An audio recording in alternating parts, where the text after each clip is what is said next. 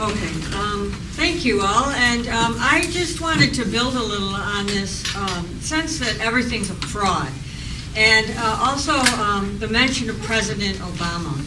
Obama promised to close Guantanamo when he was first elected, but it never happened. In fact, the office that he created to manage the project has been closed. Of the 166 prisoners who remain in Guantanamo, 86 men have been cleared for release, but there is no process in place to release them.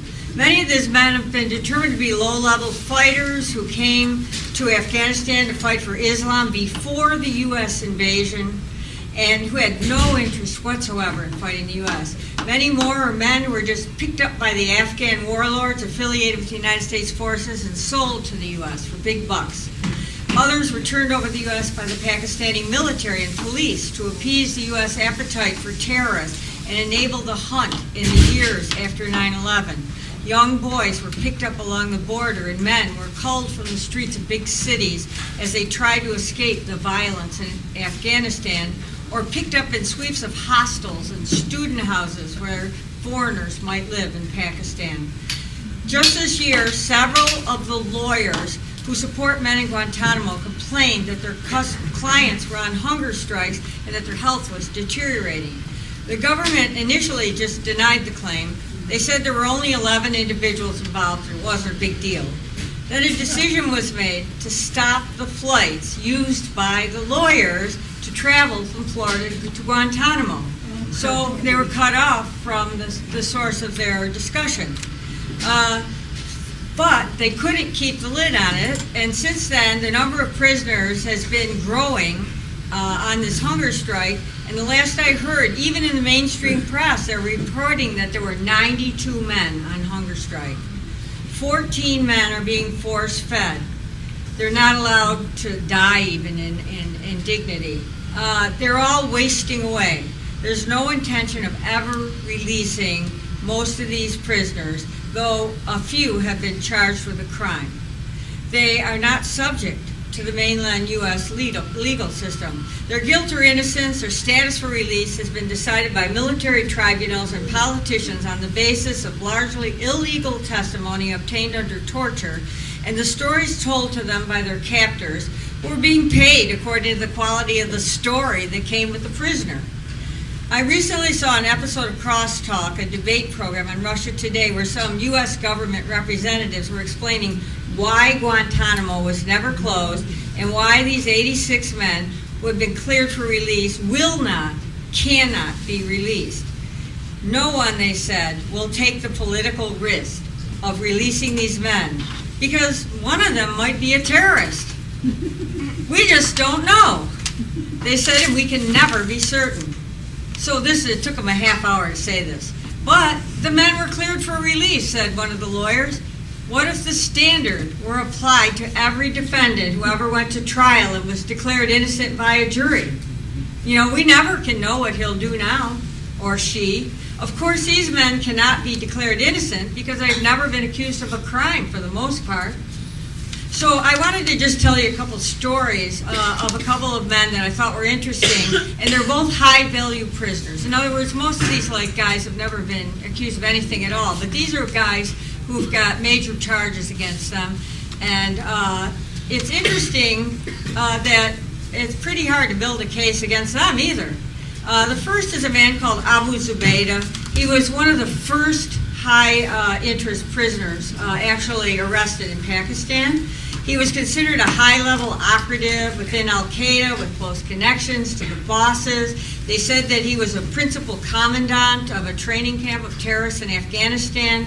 He was arrested in Lahore, Pakistan, following a massive manhunt. I think they had hundreds of FBI agents and Pakistani police out searching for him. And at the time of his arrest, he was mortally wounded and nearly dead.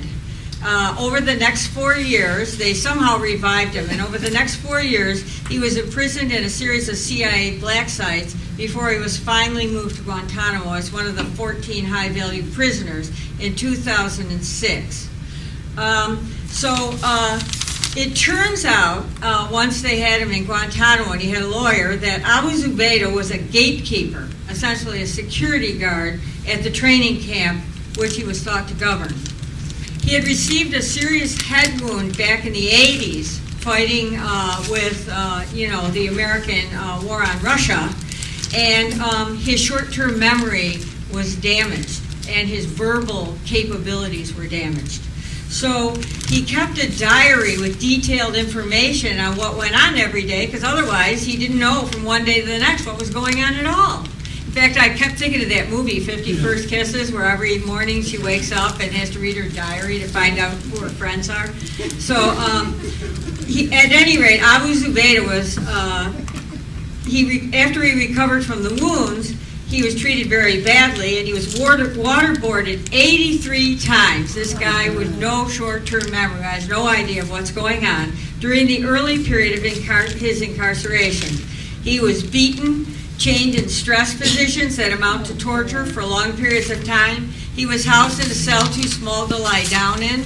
He had his clothes taken away for months on end. He was subjected to extremes of heat and cold without his clothes.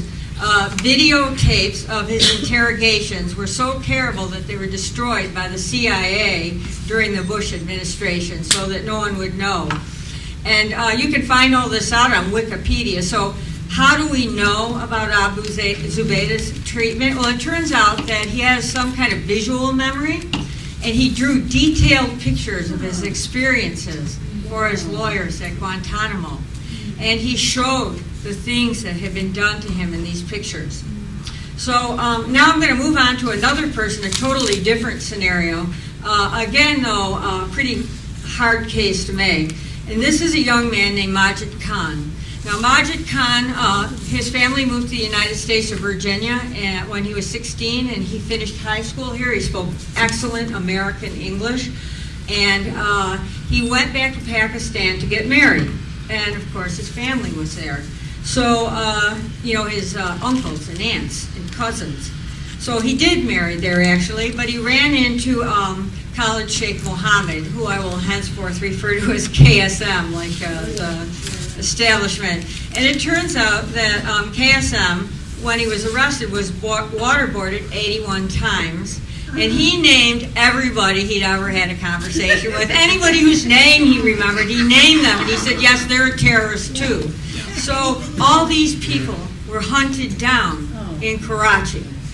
And so you can tell that this guy's a blabbermouth. And it's really hard to tell how much of what, he actually says he did, whether he even did it himself. But these people around him were young kids who were like kind of awed by the stories he told. And Majid Khan was one of them. And so he was arrested, and I guess I'll go back to my script here, otherwise I'll be lost. KSM also liked to throw money around and talk, as well as talk the big talk. And it's possible he was instrumental in planning and implementation of 9/11 attacks, but the people around him a couple years later appear to have been harmless dupes. Because he bragged about his connection with 9/11, he sounded powerful. Many had already been sucked into the war on terror by the passions that were inflamed by the merciless attacks on civilian and soldier alike in Pakistan and Afghanistan. Muhammad liked to work with people who had connections in the United States. And Majid Khan, for instance, I just told you his story, but he had uncles there who he later said were Al-Qaeda operatives. But they were actually arrested, and no one could say that that was true. And in fact, it turned out that they were just conservative Muslims, of whom there are many in Karachi. So when Khan was arrested, they detained them all. And they released everyone except him, because he actually talked to Khalid Sheikh Mohammed and had been indicated by KSM that he might have done something. So he's accused of participating in a number of unconsummated plots, including one to return to the U.S. and blow up gas stations. It turns out that his father owned a gas station in the U.S., so KSM thought he'd be an expert on gas stations. However, when KSM sent him out to figure out how to blow up a gas tank, he went and asked his brother. And his brother thought it was a dumb question, and he said, well, he didn't give him any information, actually, because he didn't think it was a smart enough question, actually, to merit an answer. So it appears that KSM was just like coming up with plots to talk about with these people, kind of like the FBI operatives who set people up in this country. He just talked to them about whatever came to mind, whatever they were doing, and he would think of a way to make that a plot back in the United States. In fact, another person who talked to KSM and paid dearly for it is Jose Padilla. Now, KSM talked about some plots with him, and he actually gave him some money. And what did Jose do? He went back to Cairo and lived there with his wife until he ran out of money and had to go home to mom. So when he ran out of money, he went home to his mother, except that he never made it because they picked him up at the airport due to the fact that KSM had named him as a fellow plotter against the United States. Of course, we're talking about people who are just, when you're angry and you have a conversation, well, I'd like to do this or that, and plus he was passing out money to these young people. So Khan supposedly engaged a little more deeply in Al-Qaeda while in Pakistan than Padilla, actually, but the stories don't add up. He participated in a fake plot to implement a suicide bombing against Pervez Musharraf. But he said that his uncles had already told him that the vest wasn't armed, so he wasn't afraid. He just went in and came out. The vest, they made a big fuss about it in the FBI, and they said that it had been prepared by this horrible terrorist named Hassan Ali bin Atash. So I looked up this guy in Wikipedia, my first source, and it said that he was arrested almost a year before Majid Khan was arrested, and that at the time he was 16 years old. He was one of the child prisoners in Guantanamo, and he was never charged with a crime. So this is the terrible terrorist that, radicalized Majid Khan. And then they said that Khan carried some money to a Malaysian terrorist from KSM to support a hotel bombing that did occur in Malaysia. But the timing of his trip is off, even in their own documents. I got this out of a state document by the interrogators. There's a footnote that says that the Malaysian police followed the money trail, and it turned up that the money came at a later date in US dollars from somewhere else. So Majid Khan had nothing to do with it. Whatever he thought he was doing, he didn't. And since this 23-year-old boy who was having fun talking to KSM was another one who was waterboarded 80-some-odd times, it's hard to know what he would have said that he did. It could be anything. So the main story around Khan is that while he was over there having all these fun discussions, he let his travel visa from the United States wear out. So there's an easy way and a hard way to deal with this. He could deal with the government and go through all kinds of hassle and risk being rejected, or he could just pretend that he never left the United States and get somebody to open a post office box for him in the U.S. and just maneuver the papers through there. And that way they would give him the papers easily. Just fill out the form, send them from the U.S., and poof, it comes back. So that's what he decided to do. And it turns out that another innocent person is accused of opening that post office box for him. Now that person might not even be the one who did it, because again, her name might have been given to him, and he might have said, yeah, sure, that's the one. It's really hard to tell when these people are under such horrific torture what the details are, other than the fact that I do believe that he wanted to open that post office box, and that it was a simple favor for another immigrant to help him out, because it's a minor a violation of basically the immigration codes. It's not a terrorist act. So anyway, one more thing about Majid Khan before I move on, before I pass the microphone away, is that after 9 years in Guantanamo, now he's in his early 30s, he's been through all this horrific torture. He confessed to everything they ever accused him of. And he was given a sentence of a few more years, after which he would be freed. Of course, he doesn't know that they'll honor it, but he's hopeful. And apparently he was doing victory dances in court because he thought he'd finally found a ticket to get out of there. And so he testified against a guy named Amaral Bellucci, another one who was, again, knew KSM, and he talked about him, but it's hard to say what he really did. And so the plea deal occurred after this man, Majid Khan, picked up as a youth, tortured. He spent a third of his life in Guantanamo and the black prison sites he was at before Guantanamo. So I'm wondering how much validity it has. But the mailbox plot was actually blamed on an innocent woman who had no terrorist associations, no reason to be deemed a terrorist, and it's the linchpin of a terrible treatment that she received, and her name is Afia Siddiqui. And whether or not the story is true, my point is that whether or not the story is true, it wasn't an act of terrorism, and therefore it's irrelevant. And I think we have to look at these stories in that light, that, you know, immigrants are vulnerable, they're trying to survive in this country.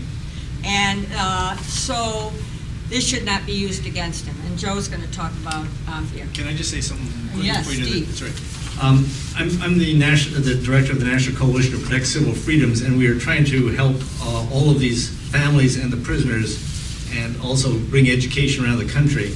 And we're having an event on Friday, this coming Friday, down in Washington, D.C., called the Scapegoated and Buried Alive campaign. And I just have some posters for it, and I just wanted to pass them out so you can kind of see it. This is where the families of the victims are going to get together for the first time and try to raise their voice. And we're hoping that we're going to get a critical mass out of this, of people similar to what happened in Argentina, where they held up the pictures of the lost ones. Thank you. I'll be brief because I know people want to get involved in this conversation, but it's important to think about some of these things, and in some sense they seem like they're separate from the anti-war movement, but they're not. Just like Steve talked about preemptive prosecution, people who didn't commit any crime, but they are prosecuting them with the idea that perhaps they might. And preemptive assassination, which is what we're doing with these drones, we're killing people, no trial, no anything. But you have to think of the Iraq War. That was a preemptive war. The idea was that Iraq didn't threaten the United States, but someday it might. They might get these weapons of mass destruction, which was all a fabrication anyway, and someday they might. So we do all this preemptive stuff now. This has changed the whole concept of legal system and the whole society and civil society that we live in. And it makes it like an Alice in Wonderland, almost non-real thing. But the reason we're going after these Muslims are the same reason that the Nazis went after the Jews. It was scapegoating and a way to build up a case for the kinds of wars that they want to do. Resource wars, wars for geopolitical positioning against vis-a-vis China, and the huge amounts of money that are being made off of these wars. You blow up a bomb, then they have to build another bomb. Just think of where our unemployment level would be if it wasn't for these wars. Just the soldiers in the military, the people in the prisons, the people who keep them in the prisons, the people who work in the military-industrial complex because we blow up the bombs and they have to make more bombs. What would be a real unemployment rate in this country? And that says a lot about our position, our economic position right now. So I want to talk about the case of Afia Siddiqui. A long time ago, UNAC, I'm the national co-coordinator of the United Nations Anti-War Coalition. We started formulating the idea of wars abroad, but also there was a domestic component. We called it the wars at home, because we started seeing these attacks on Muslims. And when they attack a Muslim, they're the most vulnerable because of the racism and anti-Islamophobia that has been raised in this country. So it's easy to attack them and say, okay, we're going to use secret evidence against these people. We're not going to allow them to have the same legal rights that everybody else. But once they establish that, just like they establish drones in other countries can kill people, here they say they only want to use them for surveillance. There's already a manufacturer that has made a drone that can kill people in the United States, that can fit in the back of a police car. Someday you can be sure they will use it. So similarly, when they go after the Muslims, then they can attack all of our civil liberties. And Steve talked about some of the anti-war activists. Joe Eisenbacher, who's up on that thing there, he happens to be on the executive committee of UNAC, my organization. Sarah Martin, she's on the coordinating committee of UNAC. And all those other 24 people that are up there, the anti-war activists, are all in committees, all in organizations that are associated with our coalition. So once they establish this precedent with the weakest link, they can go after all of us. So we have to stop it at the weakest link, because we are all going to be vulnerable, and everybody else in this country. But I want to talk about Afia Siddiqui. Judy and some other people in this room were over in Pakistan with the Code Pink tour this past fall. And we were able, Afia's sister, Fazia Siddiqui, who's a neuro doctor who deals with neurological problems, very respected doctor in Pakistan. She spoke to our group, and then later on, she and I went down to Karachi and met with the family and saw the incredible breadth of support for Afia Siddiqui. Afia Siddiqui is a young woman who was educated in the United States, young Pakistani woman educated in the United States. She went to MIT, and then she got her doctorate from Brandeis University, and also did a thing on some neurological thing. She was married in the United States to another Pakistani and had 2 children here. So 2 of her children are American citizens. She went back to Pakistan and had a 3rd child. And one day she took a trip from Karachi, her home, to visit relatives. And all people know was she left the house in 2003 with her 3 children, ages 6 months to 6 years, and wasn't seen again. So her family started calling up the Pakistani authorities and the U.S. authorities. Now this was also at a period where some of the people at Guantanamo got caught up, because people were selling other people. They were saying, if you know a terrorist, you can turn them in and we'll give you money. So somebody who has a problem with their neighbor turned them in, all sorts of people. So these turned out, and by and large, to not be anything to do with terrorism. But people needed the money in a poor country, and they might have had grudges against whoever or whatever, and it helped destroy the whole society over there, this whole concept. So Afia's gone in 2003, and for 5 years her family's calling everybody, saying, where's Afia? Where's Afia and the children? Where's Afia and the children? And they all say, oh, we don't know, we have no idea. Pakistani authorities, well, now they kidnapped her on the behest of the United States and turned her over to the U.S. The U.S. denied it. But in 2008, 5 years later, after her family thought she and her kids were dead, there was a British reporter that was at Bagram Air Force Base. Now, Bagram Air Force Base, it's called an Air Force base, but it's a prison where people are tortured. And they said, we understand there was one woman at Bagram Air Force Base, and we were told it was Afia Siddiqui. So the family contacted the U.S. and they said, yeah, we have her. And there's a whole story about what happened there. She got out at one point and was back in. She was called prisoner 650, and the male prisoners there said they would hear the screams from Afia Siddiqui, and at one point they went on a hunger strike as a way of supporting Afia Siddiqui and this woman that was screaming and so forth. This is what your government is doing around the world. Understand that. So they were taking her from Afghanistan, we're bringing her to the United States, and we're putting her on trial, because apparently while she was waiting to be interrogated, or being interrogated, what they said happened and what she denies, she reached out from a curtain that she was put behind. Now here's a 4'11" woman, grabbed a gun of one of the interrogators and tried to shoot him. Now I don't like shooting anybody. Anybody who's stolen from their home with their kids and taken by this foreign force to Afghanistan, where she's interrogated in a place which is notorious for torture, if she grabbed a gun and shot anybody, I'd say she has a right. But she denies it. And they said, well, there was a hole, they had a hole in the wall. They said, this looked like a bullet hole. Other people said, it doesn't look like a bullet hole. She was brought here, she was convicted on trial, and she is now spending 86 years in Carswell Prison in Texas. And she's been in solitary confinement ever since. What about her kids?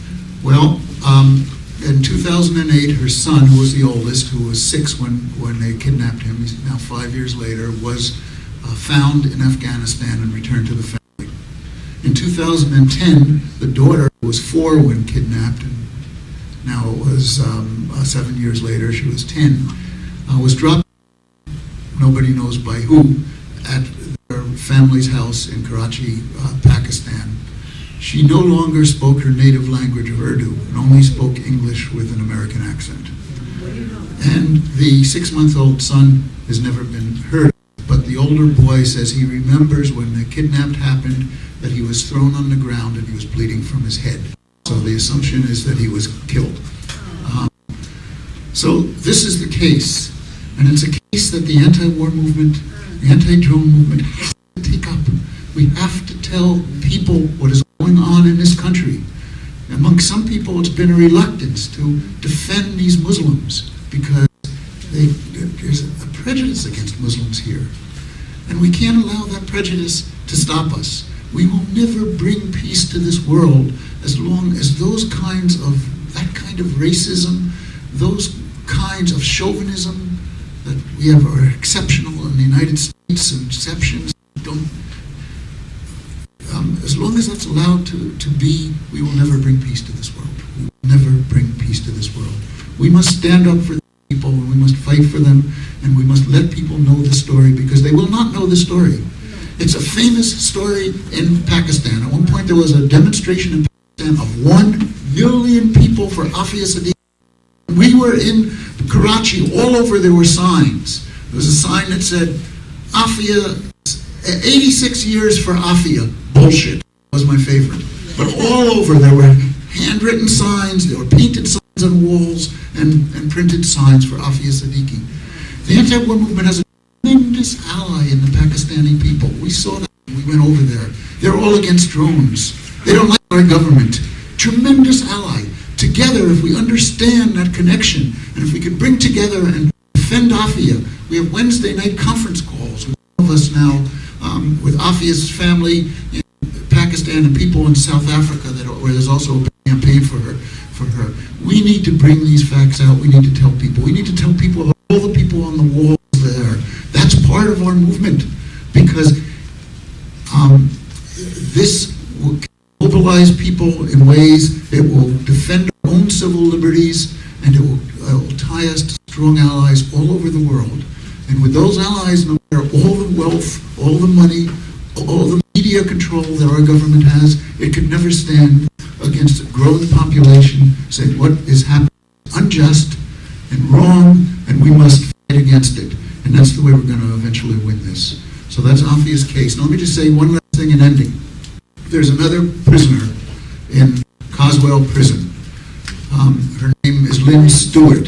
She is also a coordinator on the coordinating committee of she was arrested because she defended the blind sheik, and she did something which the government told her not to do, which she did anyway. Send out a press release. The government is afraid of press releases, afraid of the truth getting out. That's why they have CMUs. That's why they go after Bradley Manning and Julian Assange. The truth is against their interest. We must continue to speak the truth to power, and that's the way we will win. But we've had a victory in the case of Lynn Stewart. We've been sending out petitions that send letters all over to all sorts of people. She has severe cancer. She was originally sentenced to 24 months for sending out, or I think it was 28 months, for sending out this press thing. The government said, that's not enough. We want to show any lawyer who wants to defend any of these people that they better not do it. So they said, we want more time for her. So the judge resentenced her to 10 years. 71-year-old, this woman went into prison for 10 years, and she had cancer, which they didn't treat, and have not been treating well. Now her cancer is stage 4, it's in her bones, it's in her backs, and it's in her lungs. She's in a very serious case, but her doctors say if she can get out and get aggressive treatment, she can survive for a period of time. She couldn't get that in prison, so we've been fighting for compassionate release, and the warden first said no way. Now after the big campaign that was waged on her behalf, he's said, I'm supporting compassionate release for Lynn Stewart. It's not the last of it, but hopefully she'll be out and at the next conference, Lynn Stewart will be with us and her own story. Thank you. If I can just step in for a minute, I came in for a 5-minute warning, but this is very compelling. The other thing is, anyone who is considering or planning on risking arrest tomorrow is strongly invited to go have dinner at St. Luke's Church, which it's in your packet, directions, it's close to here. And the dinner will be there provided at 6 o'clock. And anyone who just go there and have dinner is also invited. So, again, anyone who's considering or planning risking arrest tomorrow, that would be, you're strongly invited because it'll be a sort of a planning meeting for. Well, we don't have to risk arrest to have dinner. Exactly, you're welcome to go have dinner and enjoy it.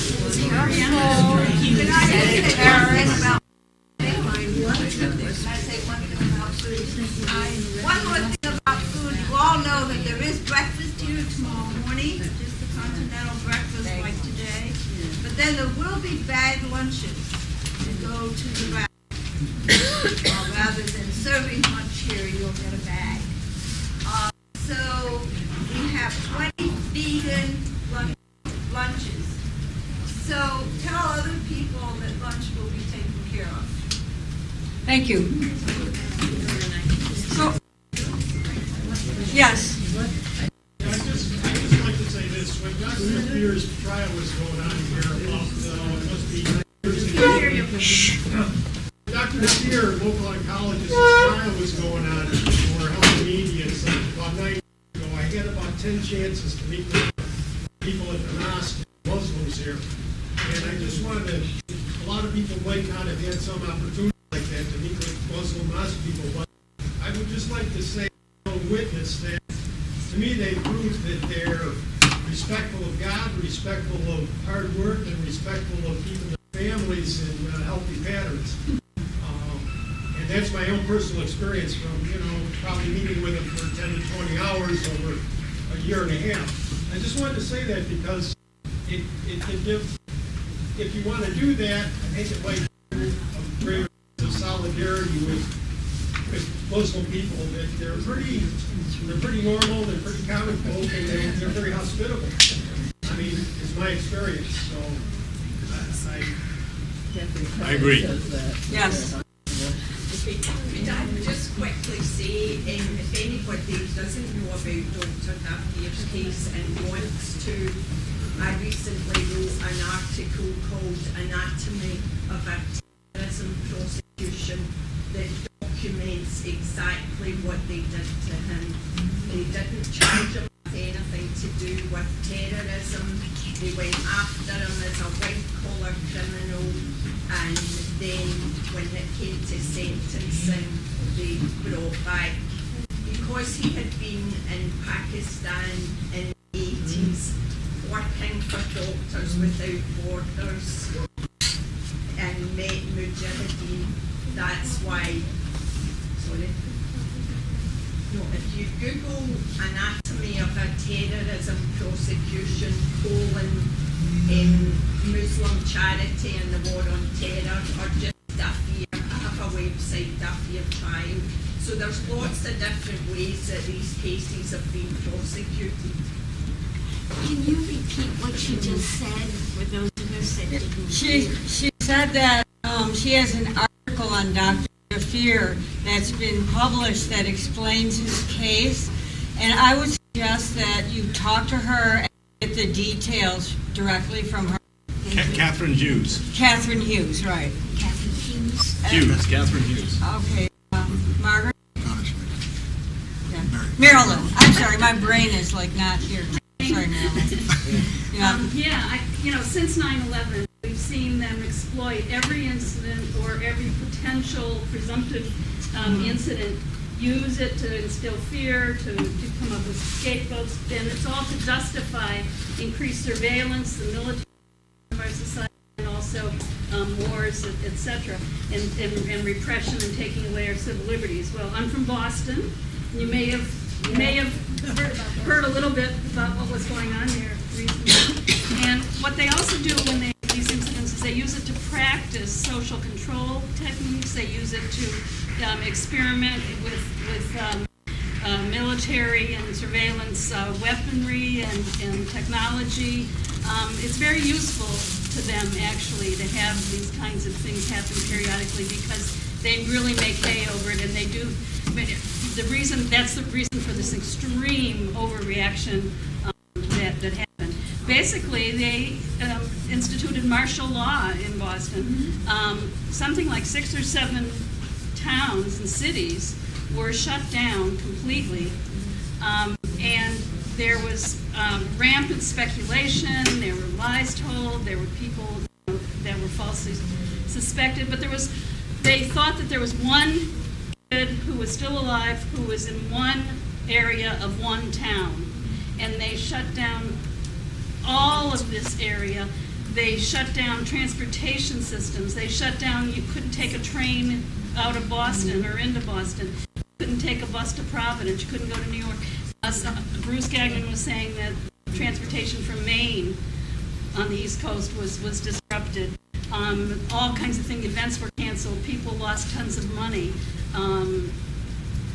The people, it was just incredible what they did, and this is, and also the reaction of the citizens were scared. They were, and they really thought that this was necessary, most of them, and people very willingly, without any penalty, there was no penalties announced, that if you went out or didn't follow this lockdown, that you would be in trouble. But they were just told to stay home, and everyone did, almost everyone did. Just, very quiescent and very accommodating. And then afterwards, some people were cheering in the rah-rah USA business and all of that, which is really horrendous. But there was also the other response of people who want peace, who don't want to overreact and don't want to respond this way. You'll see this again in other places and in other incidents.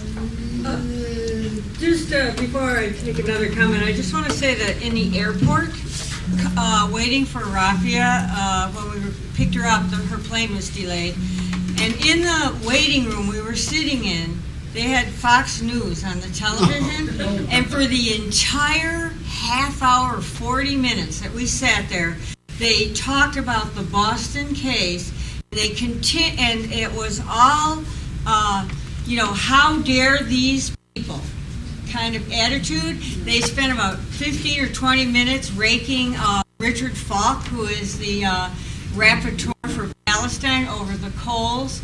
And I'm not sure what he said, but he's such a gentle-mannered. He's kind of like Ramsey Clark. He's a mild-mannered 80-year-old guy who wants to see people treated better. So I doubt if what he said was too harsh. And they were like, how dare he speak out and think that Americans are to blame for anything. And then they had his mother weeping and wailing and saying he couldn't have done it for like 20 minutes. I was like, can't I change the channel? But you can't. It's on in the airport. It's on in the place that fixes your car. And I think this is a form of brainwashing. So anyway, if anyone has one more thing, it looks like Carol's coming to.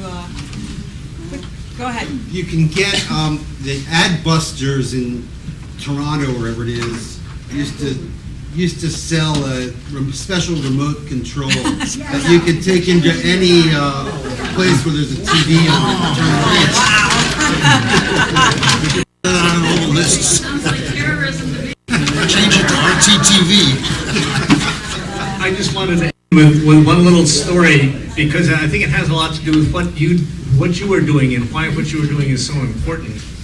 Afia Siddiqui was put into jail in Carswell, Texas, and kept in solitary confinement.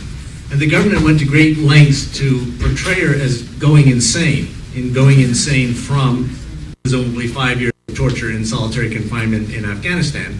And apparently the cure for that was to put her in Carswell in solitary confinement. And somehow that was to help her mental state. And so people all over the world, because she's very famous, would write her letters. and they would be quite often returned with a little note saying refused by the recipient. What? And I've had much of them returned. yeah, and in the same way, her family would call from time to time, and they would be told she doesn't want to talk to you. And so the impression was created that she was really going bonkers. And then a group of people went down to Carswell, Texas, about a month ago, and held a rally outside. And a few days after that, Fazia Siddiqui, who is her sister in Pakistan, got a call from Afia. And she said, they let me call you. And Fazia was surprised and said, I'm really surprised. I didn't think that they would let you call. And she said, what are you talking about? I'd call anytime I could. I just thought everybody'd forgotten about me. No one ever told me that people were calling. Yeah, this is what Fazia said. She actually wrote it on email. And she said, well, you've been sending back all of your mail. And she said, what? I've never been given any mail. I didn't know anybody knew about me. I just thought it was gone. Now, the point is, of course, that this is horrible treatment of a prisoner in jail to do this. But the fact was that the breakthrough occurred a couple of days after a demonstration, a big demonstration, had been held outside the prison in her support. And this reinforces what I know over and over and over again, which is the government knows very well what they're doing is wrong, and they don't want it seen. If they know that people are sending letters, if they know that this case is high profile, if they know that people are paying attention, there's a whole different treatment that they get from those prisoners that they can bury alive and have disappeared off the radar. That's why I always take this wall with me and put it up. I want their names to be known. I want people to understand that this is not a concept, these are real people. Because as long as we can keep these names alive, and as long as you do what you do, and you do it so well, it will make a huge difference for them and for everybody else, because the government knows that they're being watched. And I can't thank you enough for that. That's a good question. Thank you. This was really valuable information for me that you shared. We tried to do some research on Afia Siddiqui because one of my students had, used this as like a reference in a project that they were doing as a group, and I could only get very little information. That was very confusing. Now it makes more sense, and so I'm just wondering about what are plans to put the whole pieces together of this story. Because to advocate, you really need someone to put it together. I just want to respond, at least other people may also want to respond to that, but I actually found a way to get the documents from the trial. You have to pay money by the page to get them. I was wondering, Steve, can I post them on my website? Sure. Oh, good. Absolutely.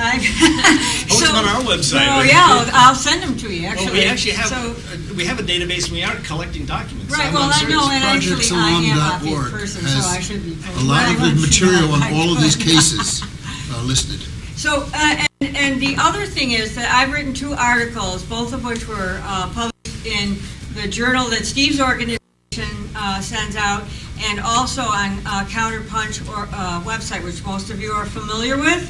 And I have more articles to write, basically based on these court documents I found, because they are just such garbage, honestly, in terms of what they have to say, that it's fun to pick them apart. And I think that it is important for people just to see what garbage they really are. And Steve looks like he's desperate to say something, so. Project Salam, we've written up a lot of these cases, including Afia's case. And if you go to our website, Project Salam, that's the website up there, and click on Victims of America's Dirty Wars. We had the name Dirty Wars before the book that's coming out, which is also very good. But anyway, Victims of America's Dirty Wars. And you'll get a lot of information about all of these cases that I've been talking about. And we keep updating it as we go. Thanks, Steve. And I will put the documents I have in Afia up there. It just, I was wondering actually if I could, since Yes. I had to pay for them. Yes. I'm sure that I'm not alone in wanting to thank you so much for speaking the truth about raising the issues of the most vulnerable, I think, in our country right now, and so I appreciate that. I would like people to know that we're about in the 77th day of the hunger strike. The 100th day is going to be May 17th. We're asking for actions on April 29th and then May 17th. And to do individual actions, if you do one thing, you can go to witnesstorture.org and find a nice list of things that you can do.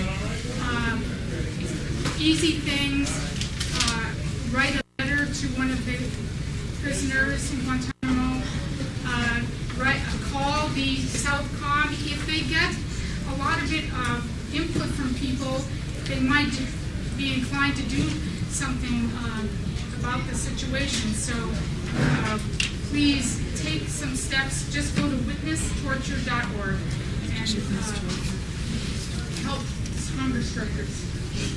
Thank you. So we can Thank you. talk informally if people would. Yeah, our time is basically up. So I want to thank Stephen and Joe very much for being here, and I thank you all for coming, and we'll carry on the good fight.